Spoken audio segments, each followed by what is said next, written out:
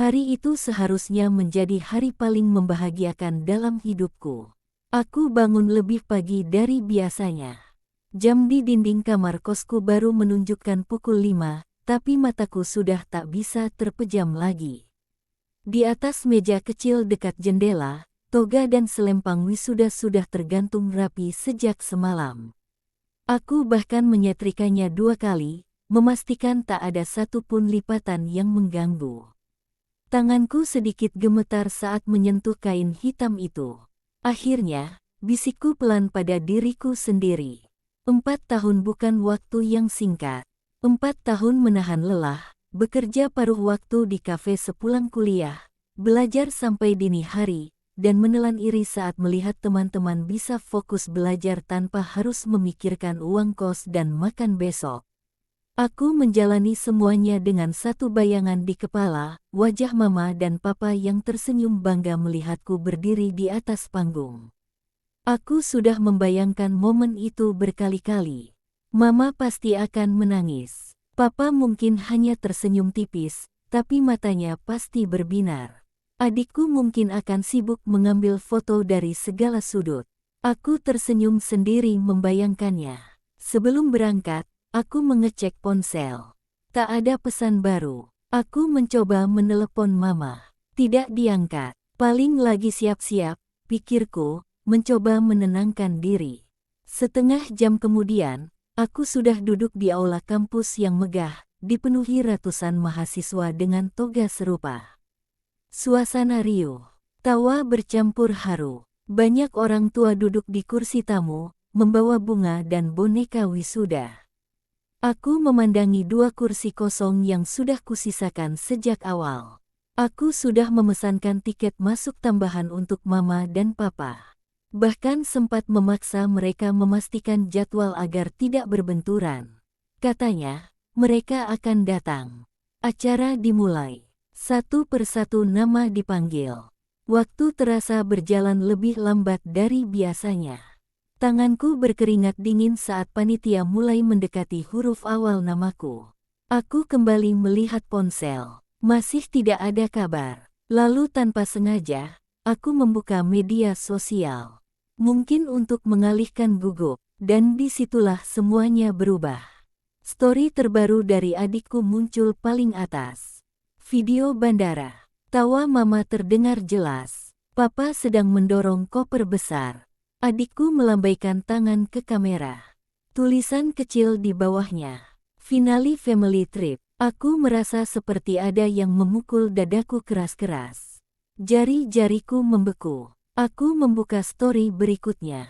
Mereka sudah duduk di pesawat. Mama tersenyum lebar ke arah kamera. Aku langsung membuka pesan masuk. Ada satu pesan dari mama, terkirim 3 jam lalu. Maaf ya, nak. Mama pikir wisudamu bisa diwakilkan. Ini tiket promo dadakan dan jarang banget. Nanti kita rayakan pas mama pulang. Bisa diwakilkan. Tanganku bergetar hebat. Dadaku sesak. Hari yang selama ini kuanggap penting bisa diwakilkan. Namaku dipanggil. Aku berdiri otomatis, seperti tubuhku bergerak tanpa perintah hati. Langkahku terasa ringan tapi kosong. Sorak-sorai terdengar dari segala arah, bukan untukku, tentu saja. Untuk mahasiswa lain yang orang tuanya berdiri, melambaikan tangan, menangis bahagia. Aku berjalan ke atas panggung dengan senyum yang kupaksakan. Rektor menjabat tanganku, kamera memotret, lampu kilat menyala, dan di kursi tamu, 2 kursi itu tetap kosong. Kosong seperti perasaanku. Saat turun dari panggung, aku hampir tersandung karena mataku mulai buram. Aku menunduk cepat, tidak ingin siapapun melihat air mata yang menggenang. Teman di sebelahku berbisik, orang tuamu di mana? Aku tersenyum. Lagi di luar kota. Jawaban paling sederhana untuk menutupi rasa paling rumit. Sepanjang acara aku duduk diam. Tepuk tangan, pidato, musik, semuanya terdengar jauh. Seperti gema di ruangan kosong.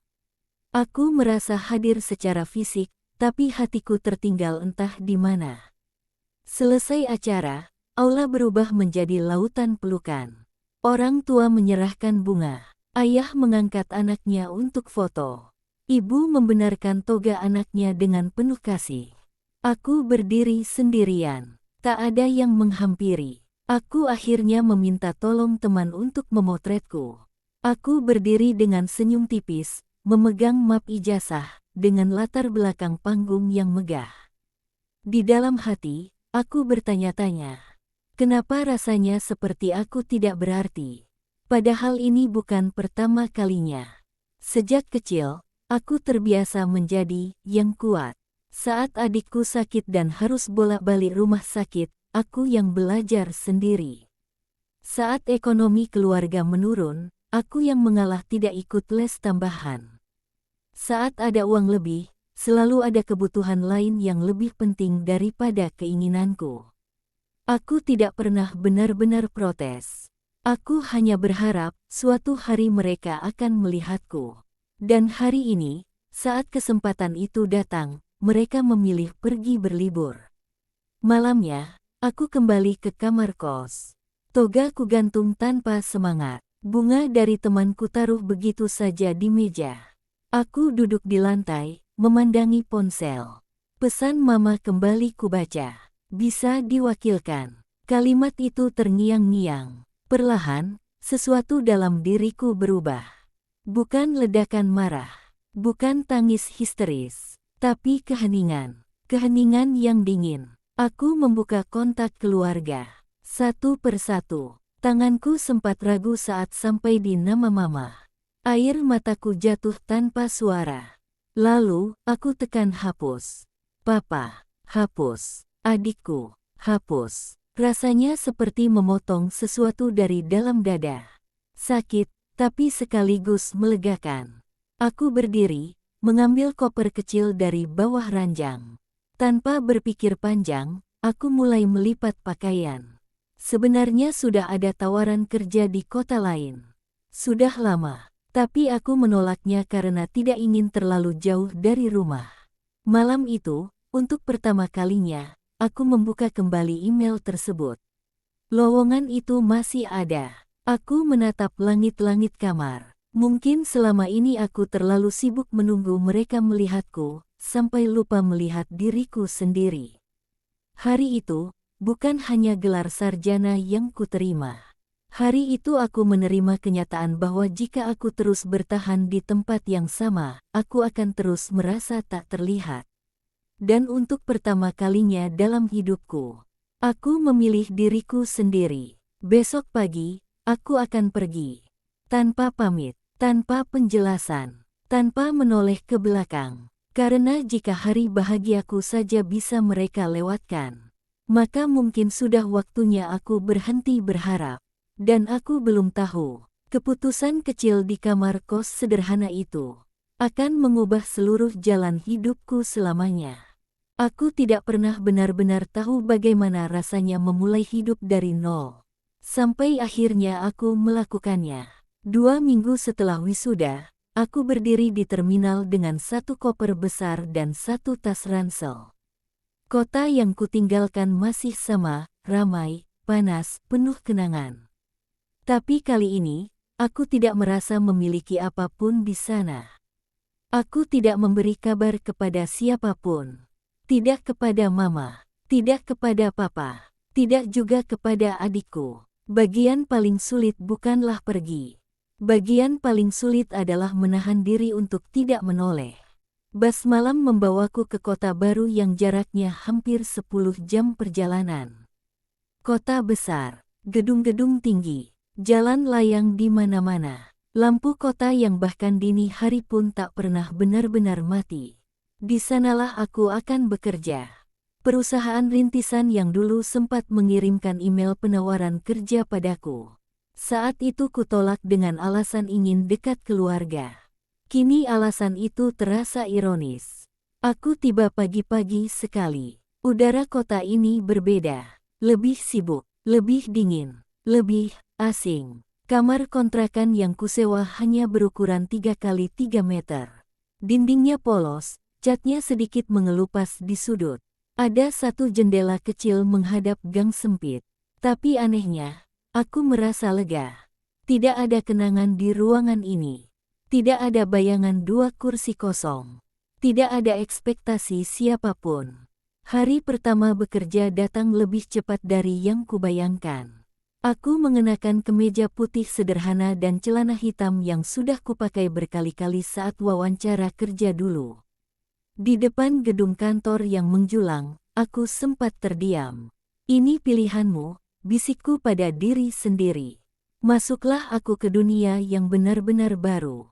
Lingkungan kerja di sana cepat dan dinamis. Semua orang tampak sibuk dengan laptop dan rapat. Tidak ada yang terlalu peduli siapa aku atau dari mana aku berasal. Dan untuk pertama kalinya, itu terasa menenangkan.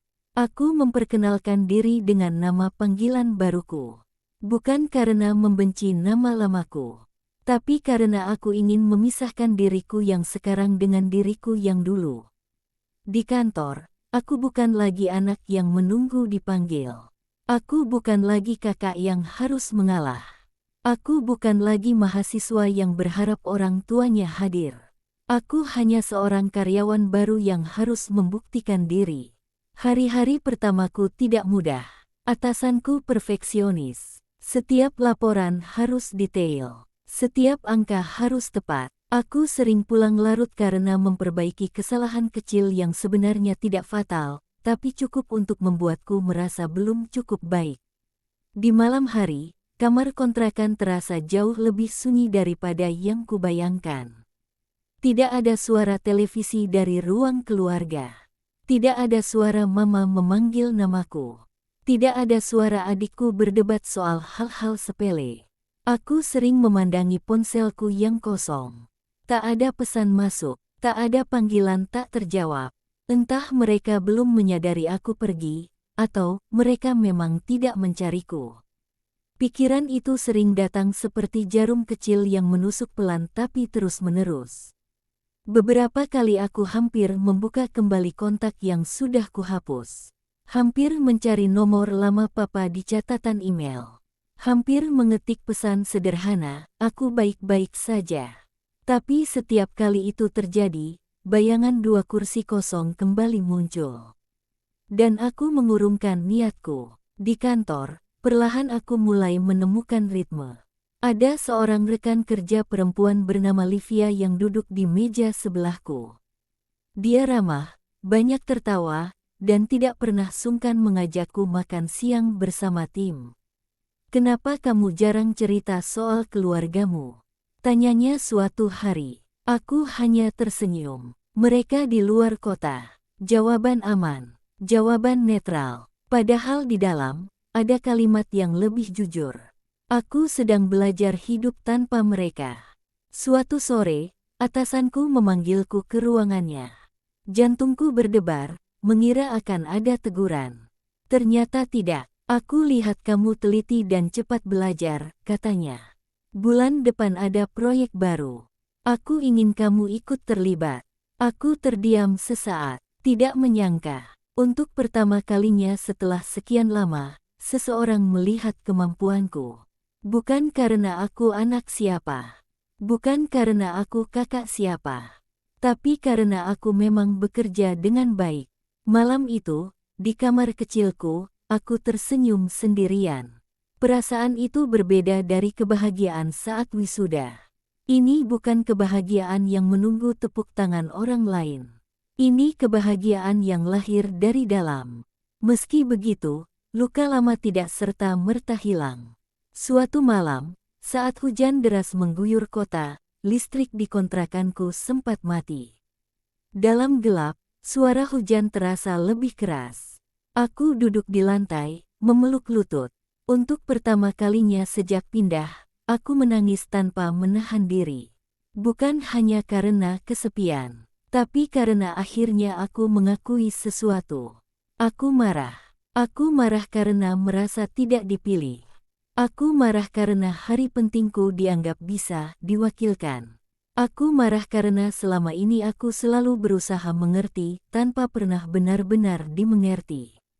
Tangisku reda perlahan. Dalam gelap itu, aku menyadari satu hal.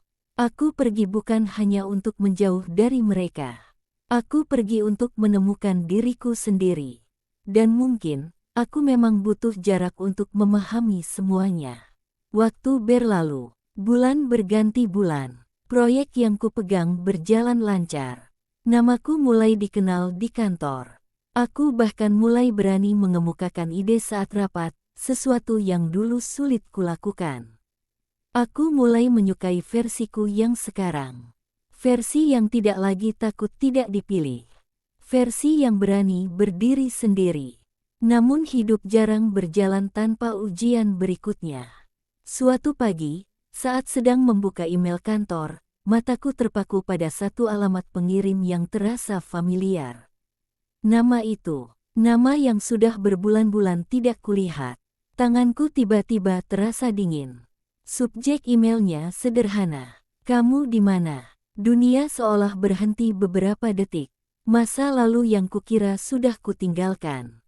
Ternyata menemukan jalannya sendiri untuk kembali. Dan aku belum siap menghadapi kemungkinan bahwa kepergianku, mungkin akhirnya mereka sadari. Aku menatap layar laptop cukup lama sebelum akhirnya berani membuka email itu.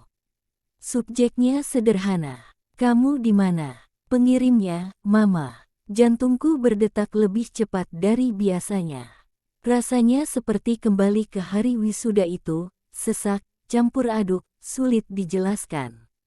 Dengan tangan sedikit gemetar, aku klik email tersebut. Isinya tidak panjang. Nak, Mama baru tahu kamu sudah tidak tinggal di kos lama. Nomormu juga sudah tidak aktif. Kamu pindah kemana? Mama khawatir. Tolong balas. Papa juga mencarimu. Aku terdiam. Mencariku. Kalimat itu terasa aneh. Selama berbulan-bulan aku tidak menerima satu pun pesan. Tidak ada panggilan tak terjawab. Tidak ada email sebelumnya. Kenapa baru sekarang? Pikiranku langsung defensif. Mungkin mereka baru sadar karena butuh sesuatu. Mungkin hanya sekadar ingin memastikan aku masih hidup. Atau mungkin, memang benar mereka khawatir. Aku menutup laptop tanpa membalas. Hari itu aku bekerja seperti biasa, tapi fokusku hilang. Setiap kali notifikasi email berbunyi, jantungku berdebar. Aku merasa seperti seseorang yang berusaha berlari menjauh, tapi bayangannya terus mengikuti. Malamnya, email kedua masuk. Mama tidak tahu harus menghubungimu lewat mana lagi. Kalau kamu marah, Mama minta maaf. Tapi jangan menghilang seperti ini. Aku membaca kalimat itu berulang kali. Kalau kamu marah. Jadi mereka tahu aku marah. Untuk pertama kalinya sejak aku pergi, emosiku bukan hanya marah. Ada kebingungan yang pelan-pelan muncul. 2 hari kemudian, sebuah nomor tak dikenal menelepon ponsel baruku. Aku hampir tidak mengangkatnya. Tapi entah kenapa, jari-jariku bergerak sendiri.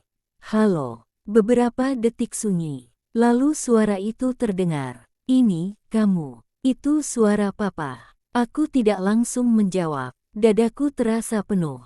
Papa dapat nomor ini dari teman kampusmu, lanjutnya pelan. Kamu pindah kenapa tidak bilang? Pertanyaan itu terdengar sederhana. Tapi di telingaku, rasanya seperti luka lama yang disentuh tanpa hati-hati. Apa bedanya? Jawabku akhirnya. Suaraku lebih tenang dari yang kurasakan. Apa maksudnya apa bedanya? Nada Papa berubah sedikit tegang. Aku menarik napas panjang. Semua yang kupendam selama ini seperti menunggu di ambang bibir. Waktu wisudaku, Papa juga tanya apa bedanya kalian datang atau tidak. Di ujung sana, hening. Hanya suara napas berat. Kami sudah jelaskan soal itu, katanya akhirnya. Tidak, kalian tidak pernah benar-benar menjelaskan. Hanya bilang tiket promo. Suara Papa terdengar lebih rendah sekarang. Keadaan waktu itu tidak sesederhana yang kamu kira. Kalimat itu membuatku terdiam. Untuk pertama kalinya, ada sesuatu dalam nadanya yang tidak pernah kudengar sebelumnya, lelah. Papa jarang berbicara panjang. Sejak kecil, beliau tipe yang lebih banyak diam. Aku tumbuh dengan asumsi bahwa diamnya berarti tidak peduli. Tapi kali ini, diam itu terdengar berbeda. Apa maksud papa? Tanyaku pelan. Beberapa detik berlalu sebelum ia menjawab. Adikmu waktu itu masih kontrol rutin. Biayanya tidak sedikit. Mama tidak ingin kamu tahu karena kamu sudah sibuk dengan skripsi. Liburan itu bukan sepenuhnya liburan. Itu hadiah dari keluarga besar supaya kami bisa istirahat sebentar. Papa salah, papa pikir kamu sudah cukup kuat untuk mengerti. Aku terdiam cukup lama. Informasi itu seperti potongan puzzle yang selama ini hilang. Aku memang tahu adikku sempat sakit beberapa tahun terakhir. Tapi aku tidak tahu kondisinya separah itu sampai masih butuh kontrol intensif.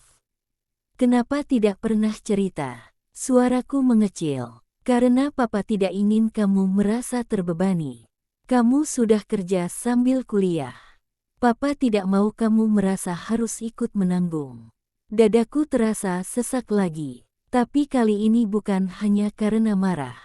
Lalu kenapa tidak datang? Tanyaku lirih. 1 hari saja. Di seberang sana, suara papa bergetar tipis. Karena papa tidak punya cukup uang waktu itu untuk semuanya. Tiket tambahan mendadak mahal. Papa gengsi bilang tidak mampu. Jadi papa diam. Papa pikir kamu akan mengerti tanpa dijelaskan. Aku memejamkan mata. Selama ini aku merasa tidak dipilih. Ternyata, mereka juga merasa tidak mampu. Dan di antara rasa gengsi, rasa lelah, dan salah paham yang tak pernah dibicarakan, kami sama-sama terluka. Bukan karena tidak peduli, tapi karena tidak pernah benar-benar bicara. Percakapan malam itu tidak langsung menyelesaikan semuanya. Aku masih menyimpan sakit. Papa juga terdengar canggung. Sebelum menutup telepon, ia berkata pelan, "Papa bangga sama kamu. Dari dulu." Kalimat sederhana, tapi entah kenapa, membuat tenggorokanku tercekat. Setelah telepon itu, aku duduk lama di tepi ranjang. Selama ini aku membangun narasi di kepalaku bahwa aku tidak pernah dianggap penting. Mungkin itu tidak sepenuhnya benar.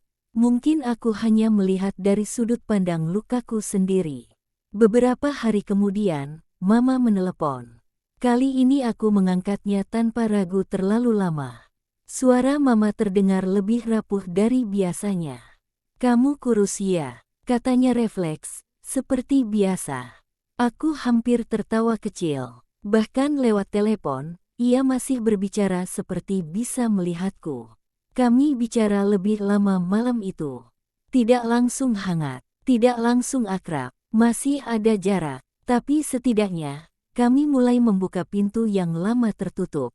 Mama bercerita bahwa setelah wisudaku, ia sebenarnya menangis saat melihat fotoku yang kukirim singkat ke grup keluarga. Ia ingin menelepon, tapi tidak tahu harus berkata apa. "Aku pikir kamu tidak terlalu peduli," ucapku jujur. "Dan Mama pikir kamu sudah terlalu dewasa untuk kecewa," jawabnya. Kami sama-sama salah menilai. Malam itu, untuk pertama kalinya sejak aku pergi, aku tidak merasa sendirian di kamar kecilku. Namun bukan berarti semuanya selesai. Luka tidak hilang hanya dengan satu percakapan. Aku masih harus berdamai dengan rasa marahku. Mereka juga harus belajar lebih terbuka. Tapi setidaknya, sekarang aku tahu satu hal. Kepergianku bukan hanya membuatku menemukan diriku sendiri. Kepergianku juga memaksa kami menghadapi hal-hal yang selama ini kami hindari. Dan mungkin ini baru awal dari proses yang lebih panjang. Karena memaafkan ternyata jauh lebih rumit daripada sekadar berkata, "Tidak apa-apa." Dan aku belum sepenuhnya siap pulang. Butuh waktu hampir 3 bulan sejak telepon pertama dengan Papa sebelum akhirnya aku benar-benar memutuskan pulang. Bukan karena mereka memaksa. Bukan juga karena aku tiba-tiba sudah sepenuhnya memaafkan. Tapi karena aku lelah menyimpan jarak yang terus-menerus terasa menggantung. Aku mengambil cuti 2 hari dari kantor. Saat memesan tiket pulang, tanganku sempat ragu. Kota yang dulu terasa begitu biasa, kini terasa seperti tempat asing yang menyimpan terlalu banyak kenangan. Perjalanan kali ini berbeda. Dulu aku pergi dengan dada penuh luka. Sekarang aku pulang dengan dada penuh pertanyaan. Ketika mobil travel berhenti di depan gang rumah, napasku terasa lebih berat. Rumah itu masih sama. Cat dindingnya sedikit memudar. Pohon mangga di depan halaman tampak lebih tinggi. Pintu terbuka bahkan sebelum aku sempat mengetuk. Mama berdiri di sana. Beliau terlihat lebih kurus. Rambutnya lebih banyak uban dari terakhir kali kulihat. Untuk beberapa detik kami hanya saling memandang. Lalu Mama memelukku. Pelukannya hangat, akrab, tapi juga terasa canggung karena terlalu lama tidak dilakukan. Kamu pulang, suaranya bergetar. Aku tidak langsung menangis. Entah kenapa, air mataku justru tertahan. Mungkin karena aku datang bukan sebagai anak kecil yang ingin dihibur, tapi sebagai seseorang yang ingin didengar. Papa muncul dari ruang tengah. Ia berdiri beberapa langkah dariku, seolah memberi ruang. Kamu sehat? Tanyanya singkat. Aku mengangguk. Rumah itu terasa lebih kecil dari yang kuingat. Atau mungkin aku yang berubah. Kami duduk di ruang tamu. Awalnya hanya percakapan ringan tentang pekerjaanku, tentang kota tempatku tinggal sekarang, tentang makanan yang kusukai di sana. Semuanya terdengar normal, terlalu normal, sampai akhirnya aku tidak tahan lagi. Aku marah waktu itu, kataku tiba-tiba. Suasana langsung hening. Mama menatapku. Papa menghela napas pelan. Aku tidak marah karena kalian pergi liburan, lanjutku. Aku marah karena aku merasa tidak penting. Seolah-olah hari itu bukan apa-apa. Mama menunduk. Papa menatap lantai. Aku menunggu kalian datang, suaraku mulai bergetar sekarang. Aku lihat 2 kursi kosong itu sampai acara selesai. Ruangan terasa semakin sunyi. Mama akhirnya bicara, suaranya pelan dan penuh penyesalan. Mama salah. Mama pikir kamu sudah terbiasa mandiri. Mama tidak sadar kalau kamu juga butuh dirayakan. Kalimat itu membuat dadaku seperti disentuh sesuatu yang lembut. Papa ikut berbicara, lebih jujur dari biasanya. Papa gengsi bilang soal uang waktu itu. Papa tidak mau kamu tahu kita kesulitan. Tapi ternyata diam Papa justru melukai kamu. Aku menatap mereka satu persatu. Selama ini aku selalu melihat mereka sebagai orang tua yang seharusnya tahu segalanya. Yang seharusnya tidak salah. Tapi kini aku melihat 2 manusia biasa. Dengan kelemahan, dengan ego, dengan rasa takut. Aku pergi karena aku merasa sendirian, kataku pelan. Aku ingin tahu rasanya dipilih. Setidaknya oleh diriku sendiri. Mama menangis. Bukan tangisan keras, tapi air mata yang mengalir pelan.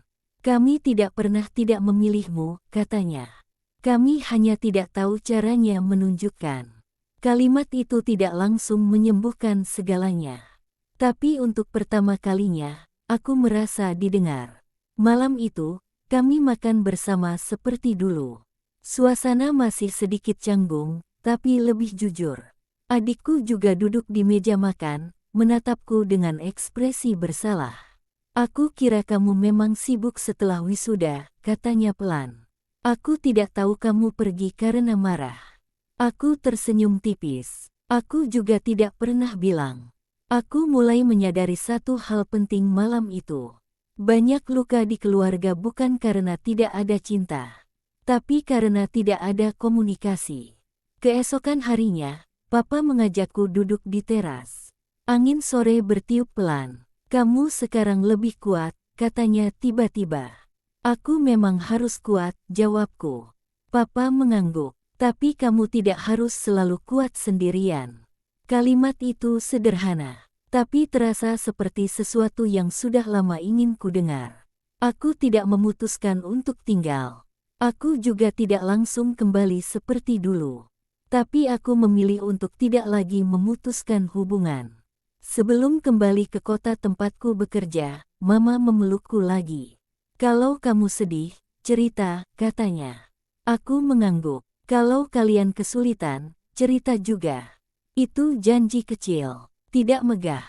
Tidak dramatis. Tapi cukup. Saat mobil yang kutumpangi meninggalkan rumah, kali ini aku tidak merasa seperti melarikan diri.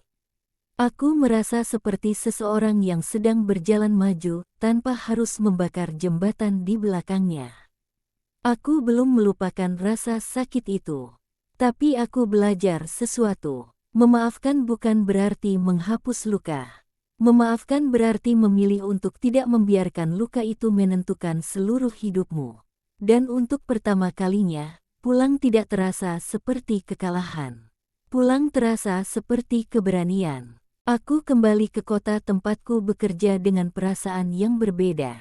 Dulu aku datang ke kota ini dengan hati yang retak. Sekarang aku kembali dengan hati yang sedang belajar utuh. Tidak sempurna, tidak tanpa bekas, tapi lebih jujur. Hari-hari setelah kepulanganku terasa lebih ringan. Aku tidak lagi menghindari notifikasi dari keluarga. Sesekali Mama mengirim foto masakannya. Papa mulai terbiasa bertanya tentang pekerjaanku, meski kalimatnya tetap singkat-singkat. Hubungan kami tidak berubah drastis menjadi keluarga yang setiap hari saling menelepon. Tidak, kami tetap keluarga yang sederhana. Kadang canggung, kadang masih salah paham kecil. Tapi sekarang, kami berusaha berbicara. Dan itu cukup. Karirku di kantor juga berkembang. Proyek besar yang dulu diberikan padaku akhirnya selesai dengan hasil memuaskan. Atasanku yang dulu terasa menakutkan kini justru sering berdiskusi denganku sebagai rekan kerja, bukan sekadar bawahan. Suatu pagi, aku dipanggil ke ruang rapat utama. Aku pikir hanya evaluasi biasa. Ternyata namaku diumumkan sebagai manajer proyek baru. Tepuk tangan terdengar di ruangan itu. Livia memelukku sambil tertawa senang. Aku berdiri di sana, sedikit terdiam. Ada masa di hidupku di mana aku merasa tidak pernah benar-benar dipilih. Dan hari itu, aku dipilih. Bukan karena aku mengalah. Bukan karena aku menunggu. Tapi karena aku bekerja, bertahan, dan tidak menyerah pada diriku sendiri. Setelah rapat selesai, aku kembali ke mejaku. Ponselku bergetar. Pesan masuk dari Mama. Ada kabar baik apa hari ini? Mama tiba-tiba kepikiran kamu. Aku tersenyum kecil, seolah ada benang halus yang masih menghubungkan kami meski jarak memisahkan. Aku mengetik balasan. Aku naik jabatan, Ma. Tak lama, balasan datang. Alhamdulillah, kami bangga padamu. Aku membaca kalimat itu pelan. Dulu, mungkin aku akan menunggu kalimat itu untuk merasa berharga. Sekarang, aku membacanya dengan perasaan berbeda. Aku sudah lebih dulu bangga pada diriku sendiri. Malam itu, aku duduk di dekat jendela kamar kontrakan yang kini terasa seperti rumah. Kota masih ramai di luar sana. Lampu-lampu gedung berkelip seperti bintang buatan manusia. Aku teringat hari wisudaku. 2 kursi kosong. Pesan singkat yang menyakitkan. Keputusan impulsif di kamar kos kecil. Jika hari itu keluargaku datang, mungkin aku tidak akan pernah pindah kota. Mungkin aku tidak akan pernah tahu bahwa aku mampu berdiri sendiri sejauh ini. Luka itu memang nyata, tapi luka itu juga yang mendorongku bergerak. Aku tidak lagi melihat hari wisudaku sebagai hari kegagalan keluarga. Aku melihatnya sebagai titik balik, titik di mana aku berhenti menunggu orang lain memilihku, dan mulai memilih diriku sendiri. Beberapa bulan kemudian, kantor mengadakan acara penghargaan tahunan. Kali ini lebih besar, lebih formal. Aku mendapat kesempatan berbicara di atas panggung sebagai perwakilan tim. Saat berdiri di belakang panggung, aku memegang mikrofon dengan tangan yang tidak lagi gemetar seperti dulu. Lampu sorot menyala, namaku dipanggil. Aku melangkah maju. Tiba-tiba, bayangan masa lalu muncul sebentar, panggung wisuda, senyum yang dipaksakan, kursi kosong. Tapi kali ini berbeda. Di barisan depan, memang tidak ada mama dan papa secara fisik. Mereka tetap di kota asal. Namun di ponselku, sebelum acara dimulai, ada pesan dari papa. Semoga lancar. Jangan lupa makan. Sederhana. Sangat papa. Aku tersenyum. Aku tidak lagi membutuhkan kehadiran sempurna untuk merasa utuh. Aku berbicara di depan banyak orang malam itu. Tentang kerja keras, tentang tim, tentang keberanian mengambil keputusan besar dalam hidup. Tanpa sadar, aku sedang menceritakan diriku sendiri. Setelah acara selesai, aku berjalan keluar gedung sendirian. Udara malam terasa sejuk. Ponselku kembali bergetar. Mama mengirim foto ruang tamu di rumah. Di atas meja, ada foto wisudaku yang dulu sempat hanya kukirim singkat. Foto itu kini dibingkai rapi. Tulisan di bawahnya, telat bangganya, tapi tetap bangga. Air mataku akhirnya jatuh. Bukan karena sedih, tapi karena damai. Sekarang, jika ada yang bertanya padaku tentang hari paling penting dalam hidupku, mungkin aku tidak akan lagi menyebut hari wisuda. Aku akan menyebut hari ketika aku berani pergi. Dan juga hari ketika aku berani pulang. Karena hidup bukan tentang siapa yang selalu ada di setiap momen. Hidup adalah tentang bagaimana kita menyikapi ketidaksempurnaan itu. Aku tidak bisa memilih dilahirkan di keluarga seperti apa. Aku tidak bisa mengulang hari wisudaku. Tapi aku bisa memilih bagaimana aku melanjutkan hidupku. Dan hari ini, aku memilih untuk tidak lagi hidup sebagai anak yang merasa diabaikan. Aku memilih hidup sebagai perempuan yang tahu nilainya. Aku memilih memaafkan tanpa melupakan. Aku memilih berbicara, bukan memendam. Aku memilih menulis takdirku sendiri. Karena pada akhirnya, kebahagiaan bukan datang saat semua orang hadir di hari pentingmu. Kebahagiaan datang saat kamu sadar.